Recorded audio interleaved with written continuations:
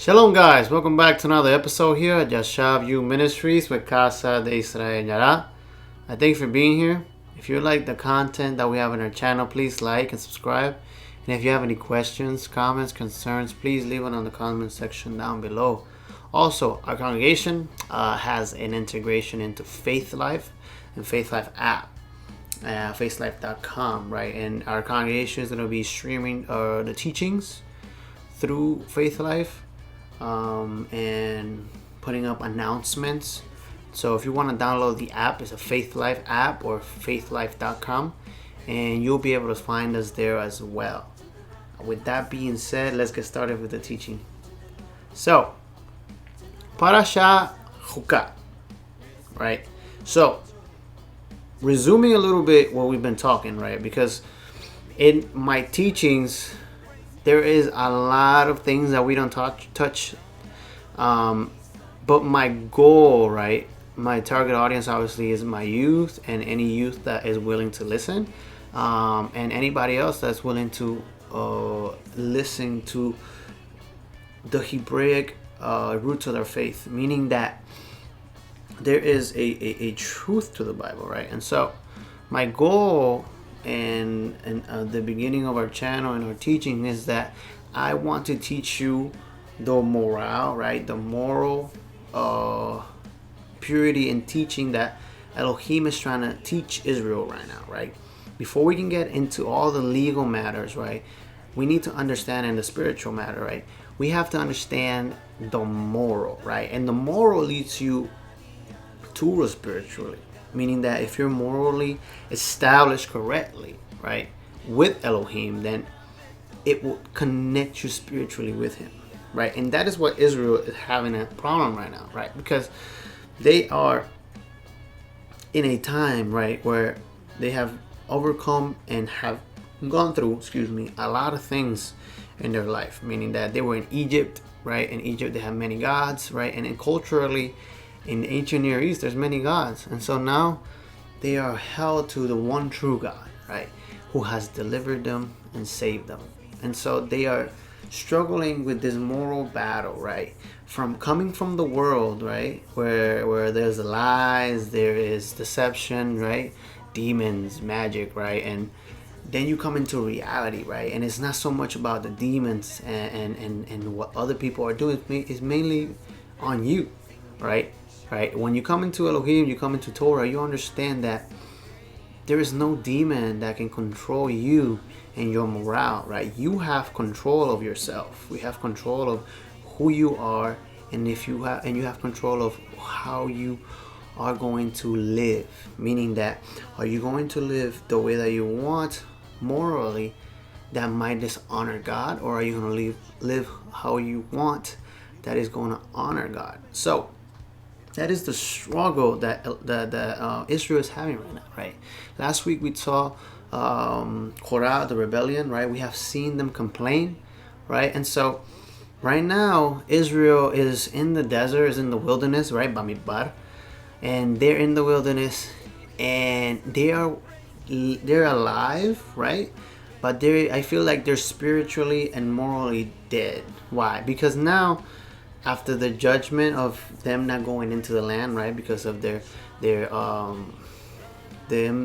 not wanting to go into the land and wishing they were going to Egypt. So in that moment they rejected Elohim's gift, which was the land, right?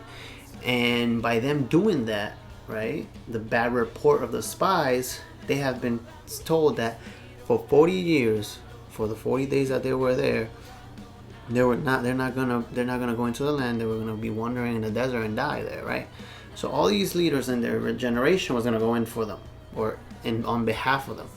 So all these people, all these leaders, right, are in the desert, and they're alive, but because of their own disobedience, they are morally and spiritually dead, right? And right now, there is a command, right? Chukat is a regulation, is something that Elohim implemented for Israel. And it's interesting because I have an article, and here the Jewish sages, right, they teach that the commandment, right, the mitzvah of the red cow is beyond human understanding, right? And if you see me looking down here, it's because I'm reading the article. So so it is a sacrifice, is a commandment that is beyond human understanding, and so they connect it to or they compare it to the afikomen from Pesach, right? And it says that the afikomen, the middle broken matzah that is hidden, right? That the matzah is supposed to be hidden, right? And then once it's hidden, it's supposed to be found, right, by the children, right? And it does a beautiful connection because it says the afikomen, right, the middle broken matzah that is buried and resurrected, right, which is a picture of the death and burial of resurrection of Yeshua. So the meaning of which to this remains unclear to the Jewish scholars. The red cow is a ritual that makes sense only when Yeshua the Messiah is added to the picture. Now, that is very interesting. But we're going to go into the reading, right, in Numbers 19. And let's see. So, chapter 19 says, "Now the Lord spoke to Moses and Aaron, saying," this is the statute, right, the regulation of the law that the Lord has commanded, the Chukat. "Tell the people of Israel to bring you a red heifer without defect, in which there is no blemish, and on which a yoke has never come. And you shall give it to Eleazar the priest, and it shall be taken outside the camp and slaughtered before excuse me, before him," right? So the red heifer is supposed to be sacrificed in front of the priest. "And Eleazar the priest shall take off its blood with his finger and sprinkle some of its blood towards of the tent of meeting 7 times. And the heifer shall be burnt in his sight. Its skin, its flesh, and its blood with this dog shall be burnt. And the priest shall take a cedar wood and hyssop and scarlet yarn and throw them into the fire, burning the heifer. Then the priest shall wash his clothes and bathe his body in water, and afterward he may come into the camp. But the priest shall be unclean until evening. The one who burns the heifer shall wash his clothes in water and bathe his body in water, and shall be unclean until evening. And a man who is clean shall gather up the ashes of the heifer and deposit them outside the camp in a clean place. And they shall be kept for the water of impurity for the congregation of the people of Israel. It is a sin offering, and the one who gathers the ashes of the heifer shall wash his clothes and be unclean until evening. And this shall be a perpetual statute, Chukat, command for the people of Israel and for the stranger who sojourns among them." Right. So, what is interesting about this is that the one that is doing the process of the red heifer, sacrifice. One, the red heifer sacrifice is different because it is done outside the camp or outside the tent of meeting, right? Many of the sacrifices that we see in the book of Leviticus, right, that deal with purity and holiness are done in the tabernacle precincts, right? So they are brought to the altar, they're brought to the tabernacle, right? But this one first is done outside, right? And the priest that does it is unclean till evening, right? So they have to do the sacrificial system or the process, and then they have to bathe themselves and clean themselves, right? And they're gonna be unclean ritually till evening, right? That is interesting because is one of the sacrifices that make the officiator unclean. So verse 11 says, "Whoever touches the dead body of any person shall be unclean 7 days. He shall cleanse himself with the water on the 3rd day."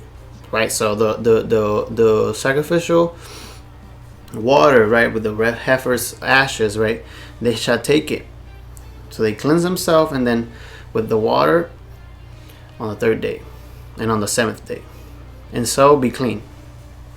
And if he does not cleanse himself on the third day and on the seventh day, he will not become clean. Whoever touches a dead person, the body of anyone who has died, and does not cleanse himself, defiles the tabernacle of the Lord, and that person shall be cut off from Israel, because the water for impurity was not thrown on him. He shall be unclean. His uncleanliness is still on him. This is the law when someone dies in a tent, right? So now this is the connection to the same statute is brought if you're dead in the tent. It says, everyone who comes into the tent and everyone who is in the tent shall be unclean 7 days. And every open vessel that has no cover fastened on it, it's unclean. Whoever in the open field touches someone who was killed with a sword, or who died naturally, or touches a human bone or a grave, shall be unclean 7 days. For the unclean, they shall take some ashes of the burnt sin offering and fresh water, and shall be added in the vessel. Then a clean person shall take the hyssop and dip it in the water, and sprinkle it on the tent and on all the furnishings, on the persons who were there, and on whoever touched the bone, or the slain, or the dead, or the grave. And the clean person shall sprinkle it on the unclean on the third day, on the seventh day. Thus, on the seventh day he shall cleanse him, and he shall wash his clothes, and bathe himself in water. And at evening he shall be clean. If the man who is unclean does not cleanse himself, that person shall be cut off from the midst of the assembly, since he has defiled the sanctuary of the Lord, because the water for impurity has not been thrown on him. He is unclean, and it shall be a statute forever for them. The one who sprinkles the water for impurity shall wash his clothes, and the one who touches the water for impurity shall be clean until evening. And whatever the unclean person touches shall be unclean, and anyone who touches it shall be unclean until evening. So, there is a sense of responsibility to understand what Elohim is telling the people of Israel right now, right? He is explaining to you a process of purification ritually, but what gets your sacrificial for purity accepted is your moral purity, meaning that the intent of bringing this sacrifice is one of the most important parts of it, right? Because you have to have an intent to want to rectify your relationship and connect with Elohim, right? And the way to connect with Elohim is to be pure, but you have to have a conscious intent to do so, right? And so this sacrifice, it is classified for those that have touched a dead vessel.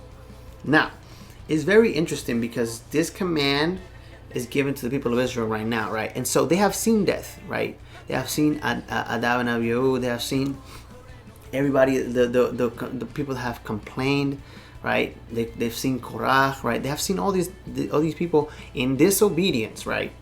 Because many people make Elohim a bloody god or whatever, but you have to understand that, like I said last week, there's consequences, right? And so you have to be responsible for what you do and say, right? And so this command is for somebody that is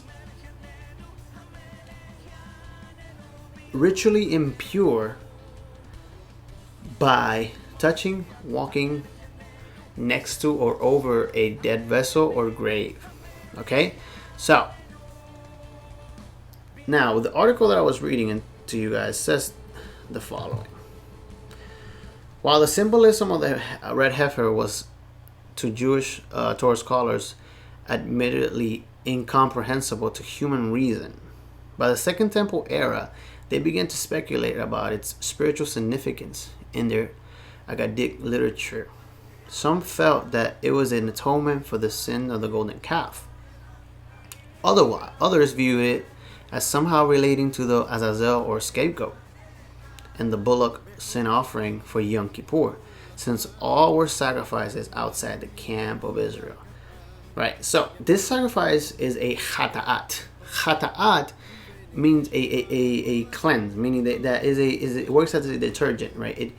You do this, right? You follow the process, right? 3 days, seventh day, and you are cleansed, right? It says the sacrifice of a heifer was for the purpose of purifying someone who had become ritually impure or polluted through contact with the dead, or for purifying metal or booty. This sacrifice was to be made outside the camp of Israel and later occurred outside the walls of the city of Jerusalem on the Mount of Olives, not far from the temple. Now, that is very interesting because the purpose of this sacrifice, like I said, and I'm going to repeat this because, like I said in the beginning, Israel is in the desert and they are physically alive, but they are spiritually and morally dead because they have to die in the desert because of their disobedience. Right? And so I have a book here, and it's a JPS Torah commentary numbers, and it's interesting because there are sins, right? The people of Israel sin. There was 3 types of sin impurities, right? It was inadvertencies and communal, right? So this was a sin that the community did inadvertently, that they didn't know, and that would make the altar incense impure, right? The holy place. And so then there was inadvertencies individuals, right? So if you commit a sin individually and you didn't know that you were sinning, right? You ignorantly didn't know what you were doing, and now you have contaminated the altar, right, where the sacrifices are given. And then there is a wanton sins, meaning that you voluntarily and consciously have decided to disobey Elohim, right? Like Korah, right?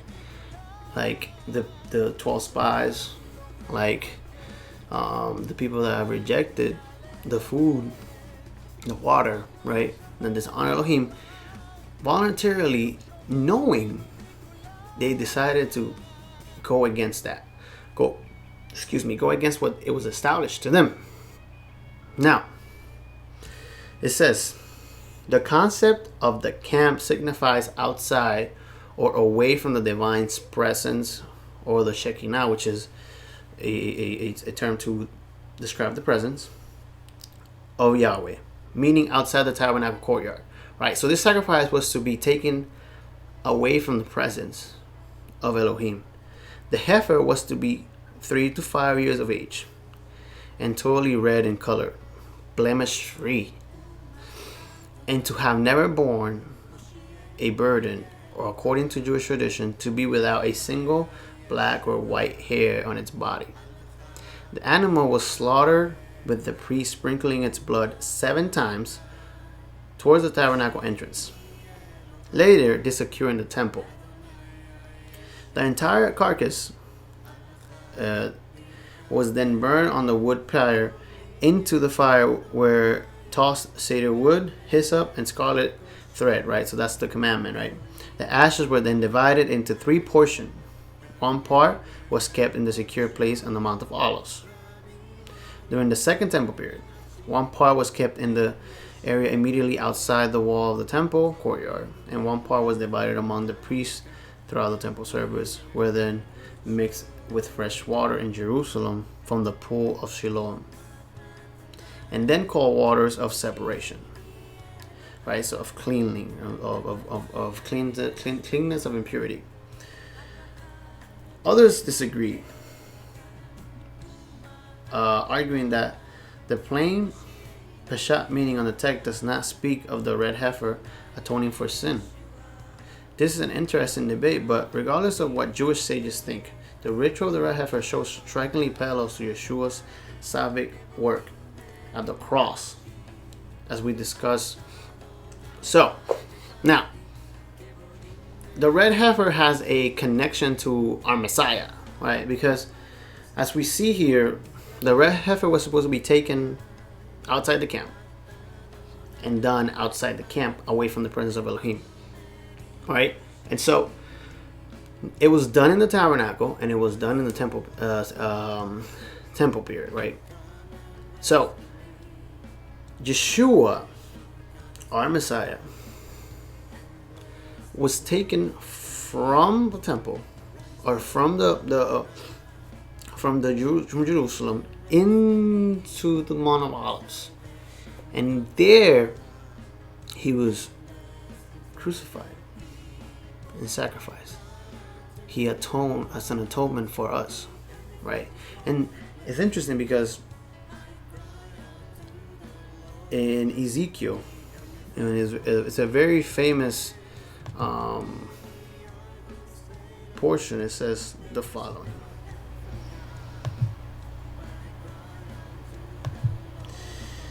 Ezekiel 37. It says, "The hand of the Lord was upon me. He brought me out by the Spirit of the Lord and set me down in the middle of the valley, and it was full of bones. He caused me to pass among them around. And behold, there were very many on them on the surface of the valley, and lo, they were very dry. He said to me, Son of man, can these bones live? And I answered, O Lord, my God, you know. Again he said to me, Prophesy over these bones, and say to them, O dry bones, hear the word of the Lord." That is very, very, very, very, very, very important. Hear the words of the Lord. Thus says the Lord, the God, to the bones, Behold, I will cause breath to enter you, that you may come to life. I will put sinews on you, make flesh grow back on you, cover you with skin, and put breath in you, that you may come alive. And you will know that I am the Lord. So I prophesied as I was commanded. And as I prophesied, there was a noise, and behold, a rattling, and the bones came together, bones to its bone. And I looked, and behold, sinews were on them, and flesh grew on skin, covered them, but there was no breath in them. There was no breath in them. No ruach, no spirit. Right? The people of Israel right now are dead in spirit and in moral understanding. They in a way are frustrated. Many of us are frustrated today in the world, in the wilderness. Right? Morally, we have to understand that, like Elohim says here in Ezekiel, listen to his word. Right? Yeshua as our red heifer, interestingly, right, if we're going to compare them in their similarities, right, he was perfect, unblemished, right? He didn't bear yoke. He was perfect for us. And he was taken outside Jerusalem into the Mount of Olives. And there, the blood, right?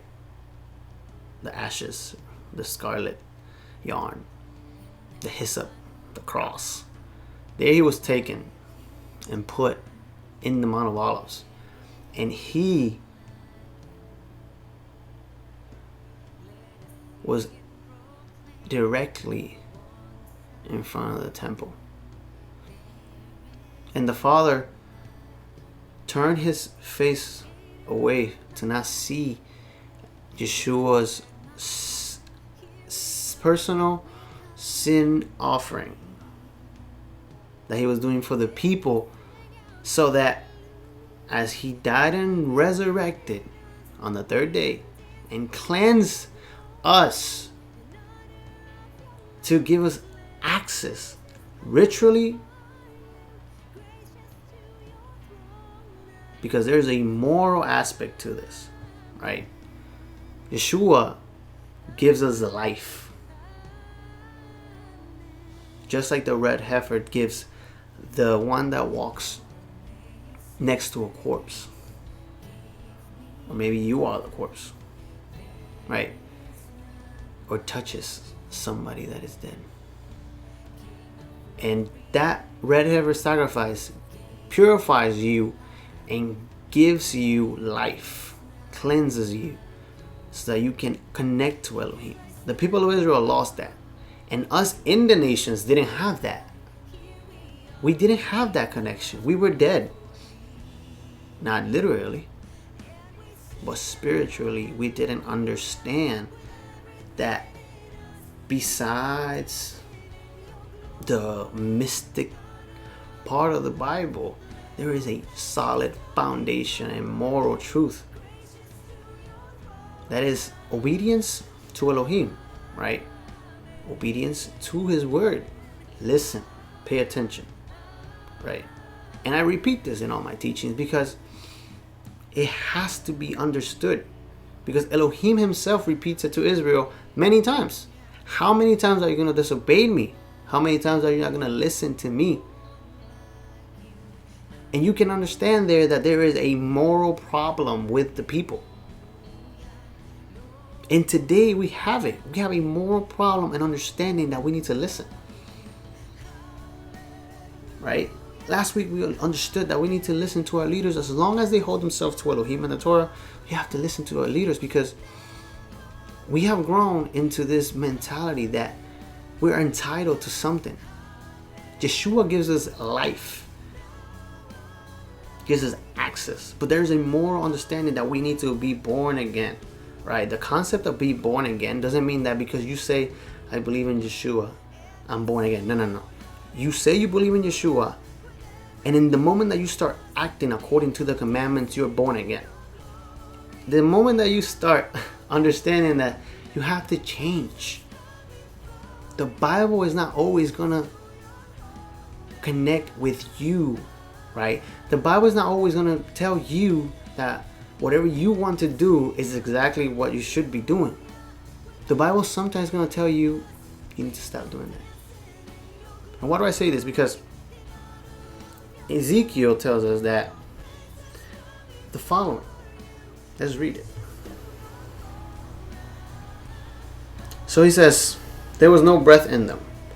And then he said to me, prophesy to the breath, prophesy, son of man, and say to the breath, thus says the Lord, your Elohim, come from the four winds, O breath, and breathe on these slain, that they may come to life. And so I prophesied, and as he commanded me, and the breath came into them, and they came to life and stood on their feet, exceedingly great army. Then he said to me, son of man, these are the bones. These bones are the whole house of Israel. Behold, they say, our bones are dry up, and our hope is perished. We're completely cut off. Therefore prophesy and say to them, thus said the Lord, behold, I will open your graves and cause you to come up out of your graves, my people, and I will bring you into the land of Israel. Then you will know that I am the Lord, when I have opened your graves and caused you to come up and out of your graves, my people. I will put my spirit within you, and you will come to life, and I will place you on your own land. Then you will know that I am the Lord. I have spoken and done it, declares the Lord. Yeshua has given us the breath, the ruach, the spirit, not to be mystic, right? Not to float in the air, right? not to always bring people from the dead and cure people, right? Because that's the first thing we want, right? We have the rule of, oh, we're perfect, we can bring people to life and cure people, and no, it's beautiful, it's great, but before you get to that, we have to change and be morally understanding that we need to listen. Elohim will blow his breath on us and into us, and we'll be able to do these things, but we have to change, right? We have to be able to listen to Elohim and listen to his command, right? In the following chapter of this Torah portion, in chapter 20, right, we see the death of Miriam, right? And the people of Israel and the whole congregation came into the wilderness of Sin in the first month, and the people stayed in Kadesh, and Miriam died there and was buried there. And then we jump into the waters of Meribah, right? And it says, now there was no water for the congregation, and they assembled themselves together against Moses and against Aaron. And the people quarreled with Moses and said, would that we have perished when our brothers perished before the Lord? Why have you brought us the assembly of the Lord into the wilderness, that we shall die here, both we and our cattle? And why have you made us come up to Egypt to bring us to this evil place? It is no place for grain or figs or vines or pomegranates, and there is no water to drink. Then Moses and Aaron went from the presence of the assembly to the entrance of the tent of meeting and fell to their faces again. And the glory of the Lord appeared to them, and the Lord spoke to Moses, saying, take the staff and assemble the congregation, and you and Aaron your brother, and tell the rock before their eye to yield its water. You shall bring water out of the rock for them, and give drink to the congregation and in their cattle. And Moses took the staff from before the Lord as he commanded him. Right? So, Moses right now and the congregation are demonstrating us the moral. Right? And it says, then Moses and Aaron gathered assembly together before the rock. And he said to them, hear now, you rebels, shall we bring water for you out of this rock? And Moses lifted up his hand and struck the rock with his staff twice. The water came out abundantly, and the congregation drank, and their livestock. And the Lord said to Moses and Aaron, because you did not believe in me to uphold me as holy in the eyes of the people of Israel, therefore you shall not bring this assembly into the land I have given them. These are the waters of Meribah, where the people of Israel quarreled with the Lord, and throughout them he showed himself holy. Disobedience, frustration, unwillingness to listen to Elohim will keep us from his holiness, right? Right now, Elohim showed his holiness. How? By letting the people know that not only has the congregation disobeyed, but Moses and Aaron disobeyed again, and they were held to a higher standard. To understand that even though you have been chosen, you have to humble yourself to listen to me. Doesn't matter how hard it gets, we have to listen to Elohim. Because that moment where we derail ourselves from obedience to Elohim and to keep our sensitive ear to Elohim, we will be casted out, right? Elohim wants us to be morally holy, right? Ritually, we're not going to be able to be holy because there's no temple, and there's a lot of aspects to that. But morally, we have a responsibility to honor our Messiah, Yeshua. He gave us life, just like the red heifer cleansed those that touched their body. Us being dead in our spiritual and moral understanding of Elohim, now we have been given access to the purity, the holiness of Elohim. We have to understand that it's up to us like I said in the beginning of our teaching, there is a sense of responsibility to stay pure for Elohim. And how do you do that? Listen, obey. There are words that I have repeated in many of my teachings. But before we can understand the deepest thoughts of Elohim, we have to understand that there is a responsibility to honor God at all times and hold ourselves true to His word. I thank you for listening. Please obey, listen, look through His word, look through His heart, and you will find how to connect with Him in obedience, and you will be able to stay pure in His presence.